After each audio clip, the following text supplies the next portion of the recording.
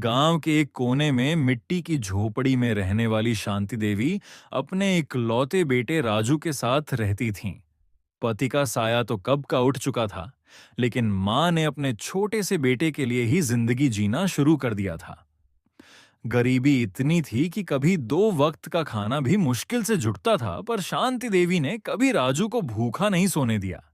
खुद कई बार भूखे पेट सो जाती, लेकिन बेटे की थाली में रोटी जरूर रखती। राजू बचपन से ही होशियार और पढ़ाई में तेज था, लेकिन गरीबी हमेशा उसके रास्ते की दीवार बन जाती थी।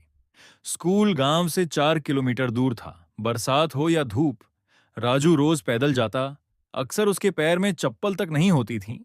कीचड़ में फिसलते हुए भी वह चलता रहता, क्योंकि उसकी आंखों में सपना था कि वह पढ़ लिख कर बड़ा आदमी बनेगा और अपनी मां की जिंदगी बदल देगा। उसकी मासूम आंखें जब भी थक जाती, मां की गोद उसका तकिया बन जाती और वह कहता, अम्मा, एक दिन मैं आपको इस झोपड़ी से निकालकर बड़े घर में ले जाऊंगा। शांति देवी बेटे की बातें सुनकर आंखों में आंसू छुपाकर कहती, बेटा, मुझे महल नहीं चाहिए, तू अच्छा इंसान बने, यही मेरे लिए सबसे बड़ा सुख है। दिन गुजरते गए। राजू ने मेहनत और लगन से पढ़ाई जारी रखी।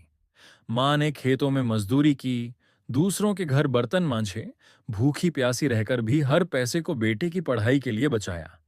कई बार गांव के लोग मजाक उड़ाते, अरे शांति, तेरे पास पहनने को कपड़े नहीं और तू बेटे को पढ़ा रही है, क्या राजा बनेगा?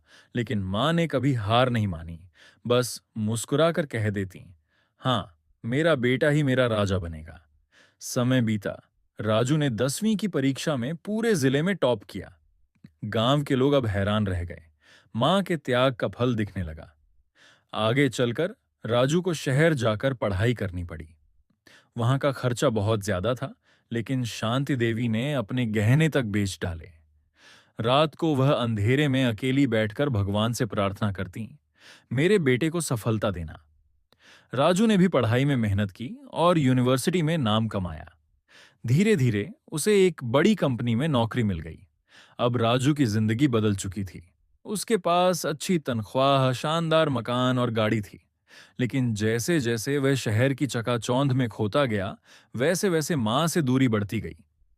मां गांव में अकेली रह गईं। बूढ़ी आंखें हर रोज दरवाजे पर बैठकर बेटे का इंतजार करती। कभी किसी से कहती, मेरा राजू अब बड़ा साहब बन गया है, जल्दी ही मुझे लेने आएगा। लेकिन दिन महीने बनते गए और राजू व्यस्तता के बहाने से घर नहीं आया। मां खत लिखती, बेटा, मैं तुझे बहुत याद करती हूं, कब आएगा? लेकिन जवाब कभी कभी ही आता, और वह भी छोटा सा, अम्मा, बहुत काम है, जल्द आऊंगा। समय का पहिया चलता रहा। मां बूढ़ी होती गई, उनकी आंखें धुंधली हो गईं, घुटनों में दर्द रहने लगा।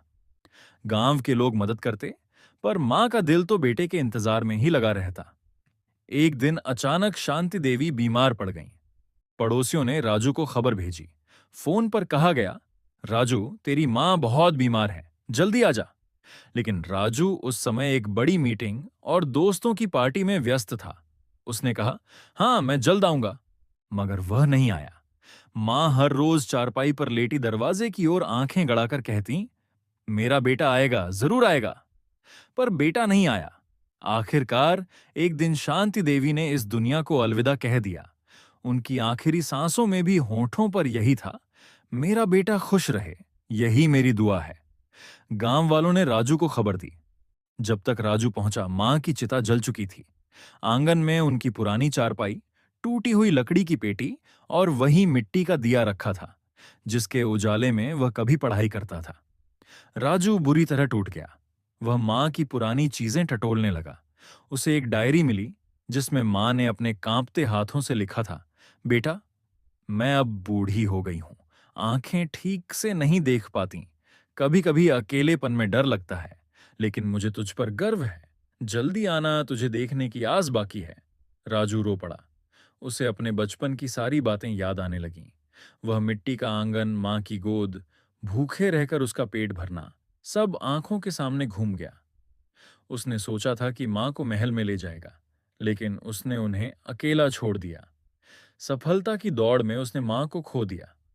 उस दिन राजू को एहसास हुआ कि असली दौलत, असली शान मां का प्यार होता है। वह पछतावे में जलने लगा। उसने मां की याद में गांव में एक बड़ा स्कूल बनवाया और वहां लिखा, शांति देवी विद्यालय, हर बच्चे को शिक्षा का अधिकार। उसने प्रण लिया कि अब किसी गरीब मां का बेटा पढ़ाई से वंचित नहीं रहेगा। लेकिन उसके दिल का खालीपन कभी नहीं भर पाया। मां का प्यार दुनिया का सबसे अनमोल खजाना है। इसे कभी नजरअंदाज नहीं करना चाहिए।